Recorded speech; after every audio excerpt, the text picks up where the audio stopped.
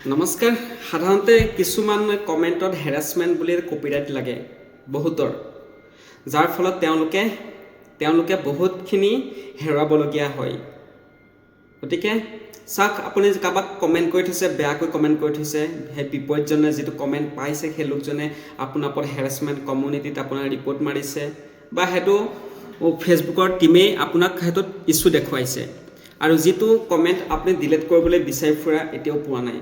চাওক, আপুনি সাধাৰণতে কেতিয়া কমেণ্ট কৰিছিলে ন'টিফিকেশ্যন আহি যাব, তাত য'ত ইছ্যু দেখুৱাই থাকে তাত আহি যাব, আৰু সেই ডেটৰ মতে আপুনি কমেণ্টটো বিচাৰি পাব।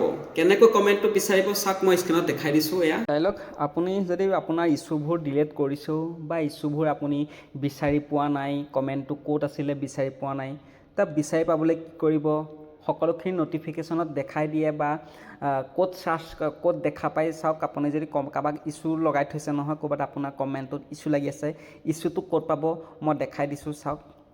আৰু ইছ্যুটো বিচাৰি পাব, কোনটো কমেণ্ট দিছিলে আপুনি সেই কমেণ্টটো বিচাৰিব ক'ত, মই সকলোখিনি স্ক্ৰীণত দেখাই দিম, চাই যাব। প্ৰথম মই ফেচবুকটো অ'পেন কৰি ল'লোঁ, ইয়াত মই 3 ডটত ক্লিক কৰিলোঁ, তাৰপিছত মোৰ প্ৰফাইল পিকখনত ক্লিক কৰিলোঁ, তাৰপিছত এই 3 ডট আছে না, 3 ডটত ক্লিক কৰিম। তাৰপিছত এই যিটো অপশ্যন আছে না, এক্টিভিটি লগ, তাত ক্লিক কৰিম।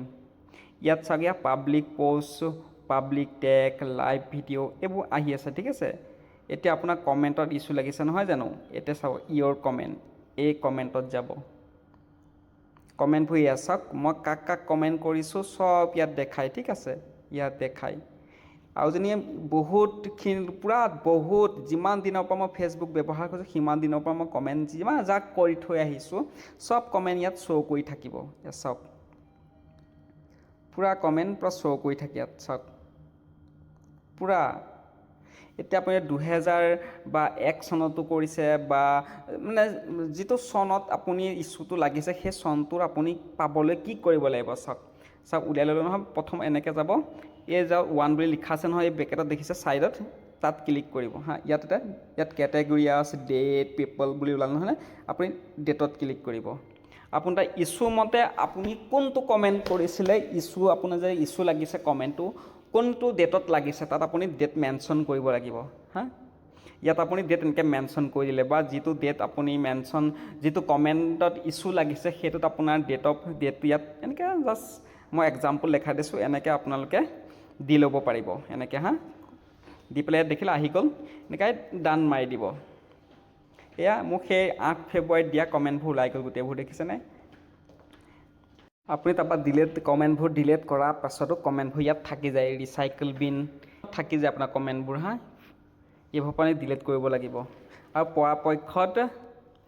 পৰাপক্ষত আপোনালোকে মই আকৌ দেখা দিছোঁ প্ৰথমৰ পৰা এক্টিভিটি লগলৈ গৈ আপুনি এইবোৰ ইয়াৰ পৰা ডিলিট কৰি থাকিব হা। এইবোৰ ডিলিট কৰি থাকিব লাগে, পৰাপক্ষত চাই থাকিব, এইবোৰ চব ডিলিট কৰি থাকিব।